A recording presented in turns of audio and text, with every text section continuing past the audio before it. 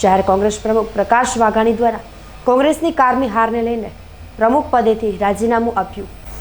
ભાવનગર મહાનગરપાલિકાની ચૂંટણીમાં અણધાર્યા પરિણામથી અત્યંત દુઃખની લાગણી વ્યક્ત કરતા અને લોકોના પ્રશ્નોને વાચા આપવાના સનિષ્ઠ પ્રયાસ કરવા છતાં લોકોનો વિશ્વાસ જીતવામાં નિષ્ફળ ગયા હોવાની લાગણી અનુભવી મતદારોના નિર્ણયને શિરોમાન્ય ગણાવી કોંગ્રેસ શહેર પ્રમુખ પદેથી પ્રકાશ વાઘાણીએ પ્રદેશ પ્રમુખ અમિત ચાવડાને રાજીનામાનો પત્ર મોકલ્યો હતો અને હારની જવાબદારી સ્વીકારી ખેલદિલી દર્શાવી હતી.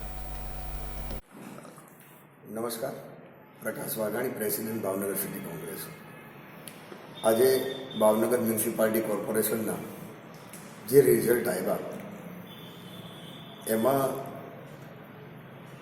અમે લોકોના પ્રશ્નો માટે ઘણા સતત લડ્યા છે, પણ અમારી કંઈક ખામી રહી ગઈ છે.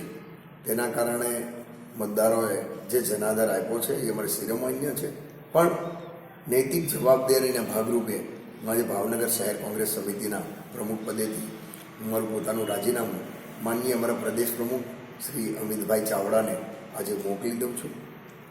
નમસ્કાર.